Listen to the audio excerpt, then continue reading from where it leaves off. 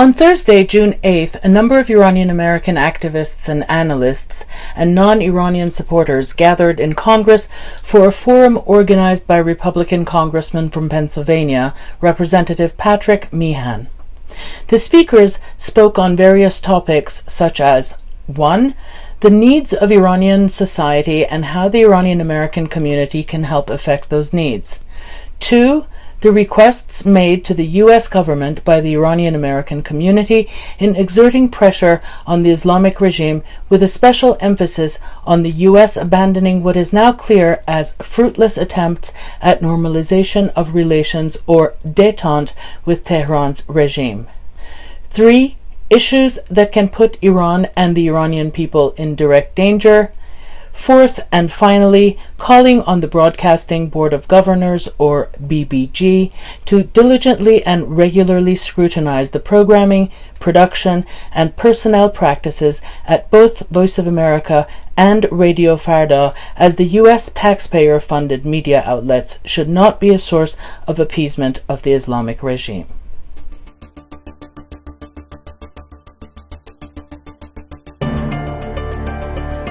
My name is Farman Kalaye. I'm a resident of state of Pennsylvania. I'm grateful to Congressman Patrick Meehan and his staff for affording us this opportunity to be in the sacred chambers where a nation was born in pursuit of happiness and liberty. We are here as the sons of daughters of Cyrus the Great, whose contribution, a single contribution to the civilization, was granting liberty to the people who deserved it.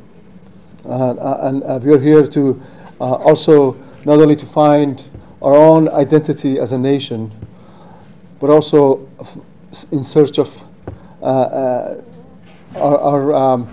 allied and people who can help us to find liberty and help us in our struggle to establish a secular and democratic society in Iran. And in that regard, we basically created this grassroots movement of very independent individuals who really are true leaders, people who made it, flew from 3,000 miles to be here, like Dr. Amir Fassihi, and Mr. Azizan, who drove 9 hours to be here. We are very grateful, Mr. Saeed Abedini, to be here for your time, and Pastor Saeed Abedini, who will be one of our keynote speakers. It is truly an honor and historical event, although they say smallest step for a man, but a giant step for mankind. Maybe this is a tiny little step and early infancy part of a process where we can find the true leaders of Iranian opposition, and which can give us some guidelines, inspire a nation to find its own DNA.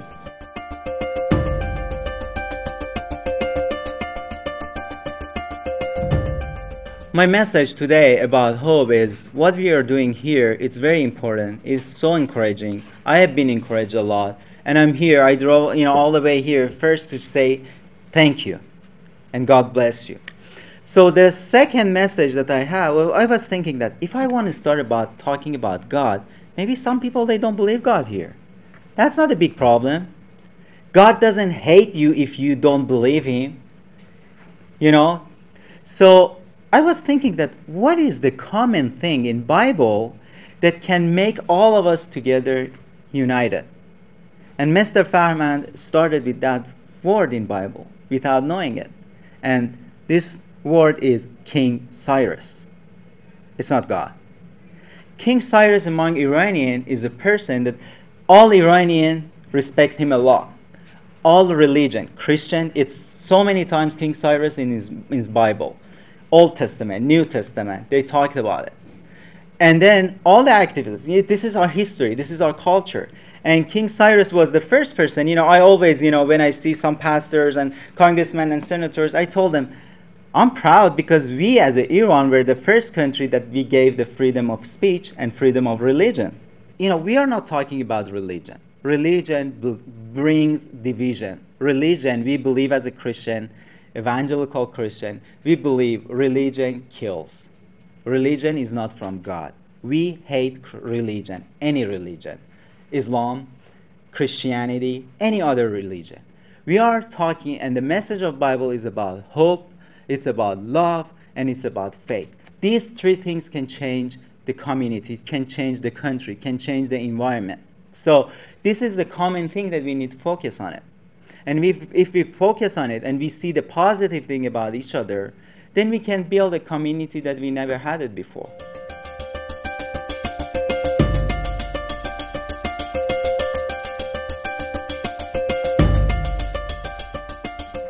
Iran has emerged as the gross violator of human rights, #1 in the world in conducting executions. Iran has been recognized as an accomplice to the Syrian genocide and perpetrator of terrorist acts. It's recognized by the US State Department as the #1 state sponsor of terrorism. Iran is a persecutor of its own people, denying economic mobility to its citizens, and it's ranked among the top 10 in the Misery Index by Cato Institute, where reported 20% of the population lives below poverty line, despite lifting of the sanctions and the flow of money into the country. Let's look into the human rights issues a little further, because they cannot be denied. Iran ranks in the bottom quartile of the freedom of press and electoral process by the Freedom House. According to US News, Iran is the lowest ranking place to live for women. That's usnews.com from 2017. For women, the legal age for marriage has been dropped to 13 for girls and 15 for boys, allowing 40,000 girls to get married under the age of 15 every year.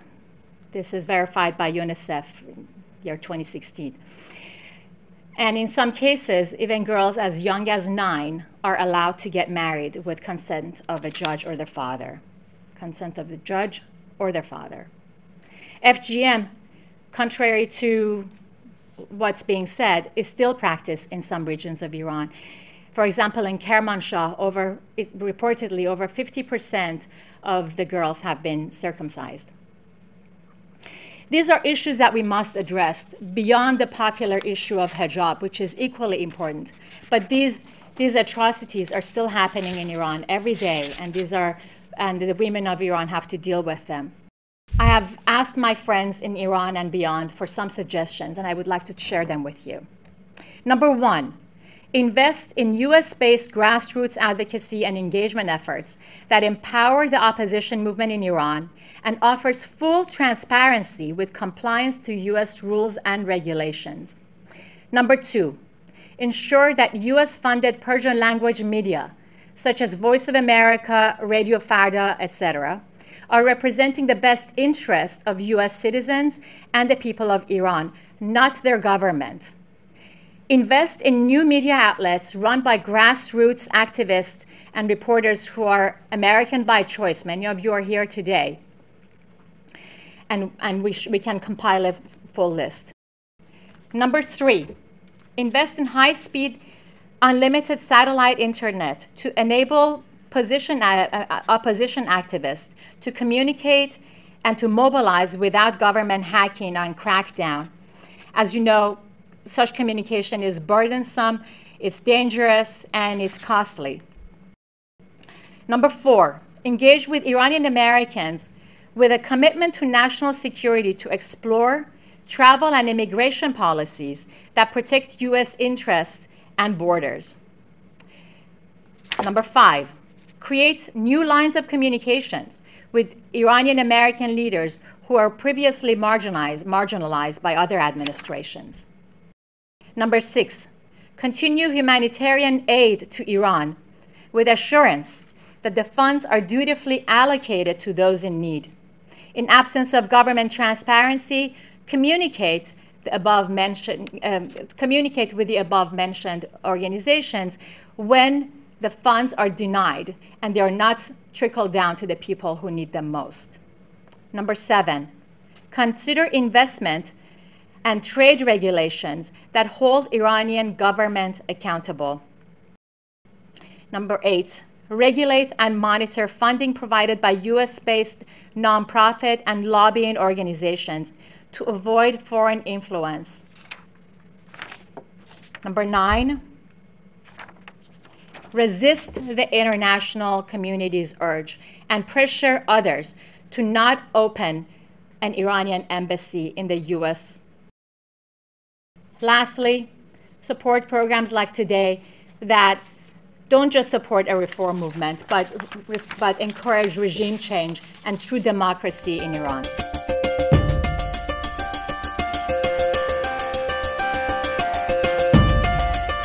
There are many refugees coming here using I-94 visa that is specific for them refugees, and then after 1 year that they get their green card, they miss their mothers, their father, their brother, their sister. It looks like that me or Mr. Kosar or Miss Marjan, we do not have brothers, sisters. We just grown up automatically by ourselves, right? We don't miss nobody, right? They go back. They are being used by the look what happens here. There's a national security issue. There's a national security issue. Don't look at it as simple. They go there, they say to the Secret Service of Iranian, oh, we gathered a lot of information about the opposition. Oh, you know, oh, I saw Kosar, yeah. Even they say, for example, we saw Mr. Chalanji, we saw Mr. Saeed Abedini. Even they tell them what kind of, for example, cigarette Mr. Saeed Abedini smokes. And then when they come here, they say to the FBI, hey, we're going to bring you. You see, they are, this is a national, this should be stopped in the new administration.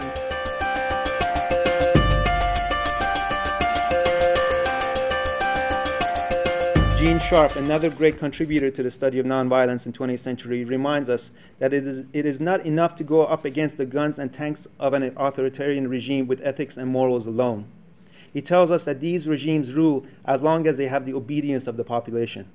Thus, empowering the people of Iran to disobey is the most important challenge in overcoming the Islamic Republic. Monthly Iranian celebrations of Niki, banned or barely allowed under the Islamic Republic, are forms of disobedience in Iran. The ancient monthly celebrations of Iran, together with celebrations of Iranian heroes, scholars, and poets, can help empower the population for them to find the courage to disobey, while ensuring that the disobedience of the population has the ethics of nonviolence required to reach truth and love. While using Iranian celebrations as tools, we must also be constantly cognizant that we are not only dealing with a political problem in Iran, but also tremendous psychological, social, and cultural issues which also need addressing. Psychologically, nearly every Iranian has experienced fear, terror, and trauma in their lifetime. We know today that nearly 20% of human beings who experience trauma can develop post-traumatic stress disorder, which can paralyze their lives and their families and can place them in constant state of anxiety and fear. The prevalence of PTSD is even higher in circumstances where a person is placed repeatedly in a fearful state, such as those living in Iran. Large number of Iranians are suffering from PTSD, which is paralyzing our families and communities and inhibiting their empowerment. Psychologists and anthropologists in the 20th century recognize that rituals, and particularly celebrations, are tremendous and powerful tools to help families and societies overcome fear and pain. If Martin Luther King Jr. were here and wanted to talk about Iran and its future, he would have said, "I have a nightmare, not a dream." I come from Iran, the land of freedom before speech, but not freedom after speech. In Iran, you are free not to think ill of the powers that be. You are free not to have fun. You are free not to criticize the regime. You are free not to be anything but a devoted Shiite, who does not question religious authority. Basically, you are free not to be free. When water scarcity hits communities, human rights is one of the very first victims. Many lives will be lost, not only to drought but to violence. The Islamic regime of Iran supported Assad and massacred many of those Syrian victims of bad water governance. And today, the Revolutionary Guards are victimizing Iranian farmers and peasants who have no choice but to migrate to bigger cities and later seek asylum beyond Iranian borders.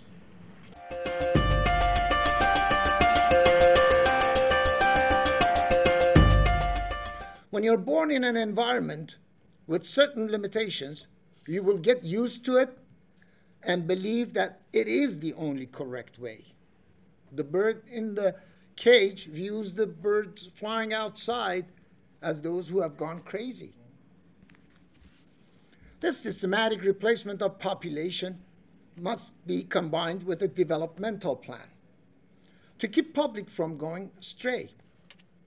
The regime was caught off guard with the Green Movement, all due to the effect of technological revolution in the world. The Islamic think tanks soon had a developmental plan in hand, which has been implemented. The result is that today we witness the youth, the young men and young women, support the regime. They also have made everyone to believe that there are two political poles of moderates and hardliners within the Islamic in Iran. Let me underline the Islamic part. If you review ideological-based regimes of past and current century, you will notice that there never can be more than one side. So the notion of having two political opposing entities under Islamic system is absurd, especially when there is a supreme power. In fact, having a supreme power supports the argument that there are no two sides, but all are on one side with different facade.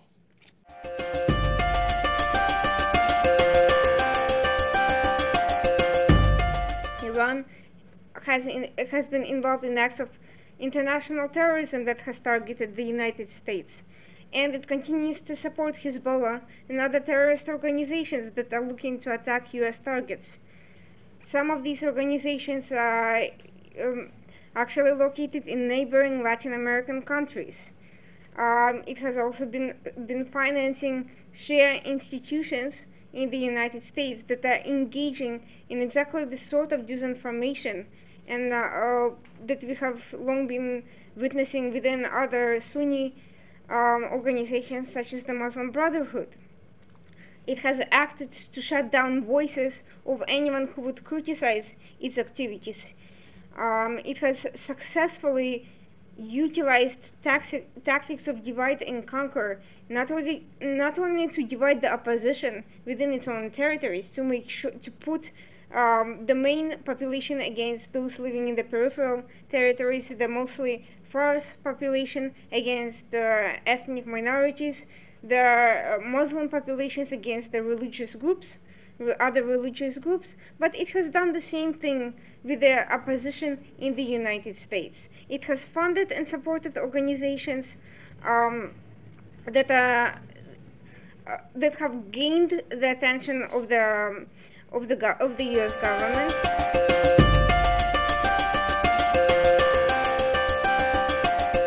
The mainstream media keep telling us that there are two sides in Iran's politics, the hardliners and the moderates.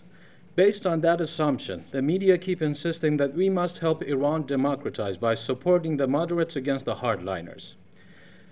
What they imply is that the regime is divided, with each faction representing a fundamentally different set of values.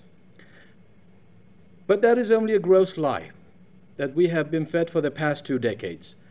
Truth is, the Iranian regime is completely united when it comes to widespread corruption, international terrorism, and universal disregard of human rights and democratic values. As such, investing in the internal process of the Iranian regime, like its so-called elections, in hopes that those processes will gradually reform the regime and make it democratized, is absolutely unrealistic. We must be frank with ourselves and avoid wishful thinking. If we want change in Iran, we must actively bring it about instead of just waiting for it to happen. And that won't happen unless the Islamist regime is ousted.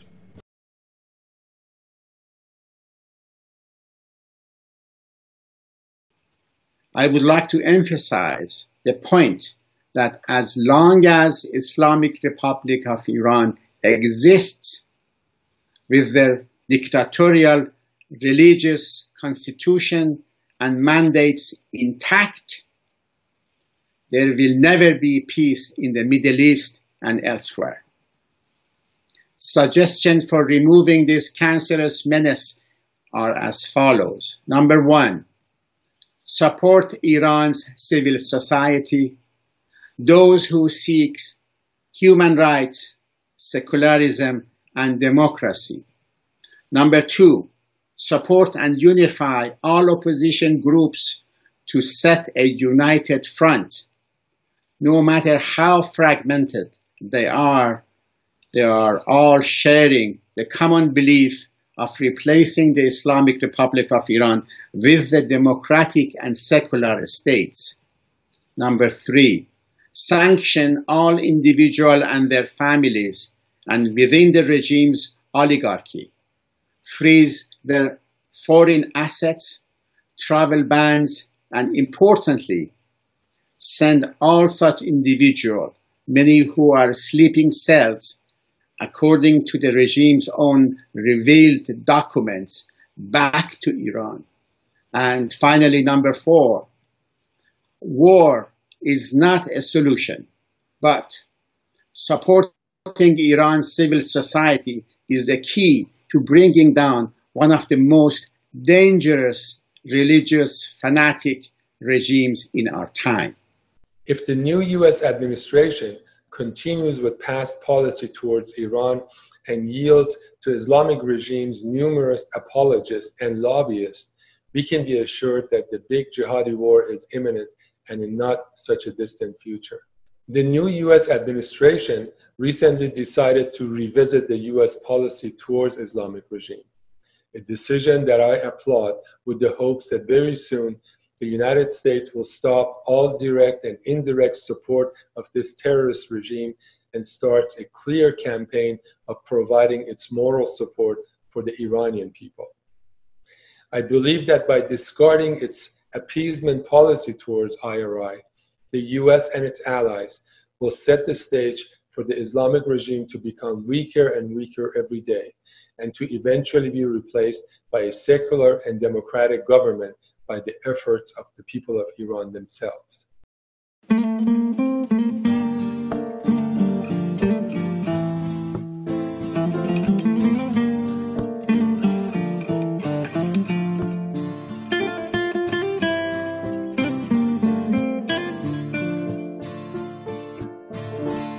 Hello ladies and gentlemen, this is one of my first oil paintings created in January 2014. My motive behind this imagery as a young youth was to release any inner grief I had for Iran and its people. Painting was the only option I had because I felt, and still feel to this day, powerless to help my country. Many interpret the painting as the lack of women's rights in Iran, however there is more meaning hidden within the imagery. The shape of the Iran map in the background is like a tear in the space-time continuum, connecting the figure and another place with the Azadi Tower. The figure is me and the place is Tehran, and it shows how much I wish I could go back there again, which I feel is impossible. Green, white and red is the order of the flag colors starting from the top. However, by painting the color order upside down, I wanted to show the idea of bloodshed and evil overpowering the peace and freedom in Iran. Of course, the red sky can be seen as destruction, and this is because of the dictatorship in Iran. And with the Azadi Tower, meaning the Freedom Tower, below the red sky, represents the fact that Iran is no longer a place of freedom for its people. The iron bars signify this also. At a young age, coming to a strange and unwelcoming place, unable to go back home, are the reasons for the ropes and constraints within the imagery. This is reinforced by the presence of the corpse-like hands reaching out behind the figure. To many, the eyes are the window to the soul. to me, is the hair, and the pulling of the hair mainly shows the lack of freedom and choice the Iranian people have in their lives. The figure screaming not only shows my deepest pain, but also the voices of the Iranian people, including the followers of the Baha'i faith, screaming for help. However, they can't be heard by the outer world due to punishment suppressed upon them by the government. At the bottom left, where the figure's hand is reaching, is the year 1978, the beginning of the afflictions and distress. Shah Pahlavi's signature can be seen breaching out of the broken bars, and this is because, to this day, many Iranians, inside or outside of Iran, still remember and have him within their hearts for his efforts in trying to build a better future for Iran. Finally, but most importantly, the butterfly over the candle is a significant aspect to the painting, as it represents hope that the majority of us have for the betterment of Iran, which with your support is possible. Thank you for listening.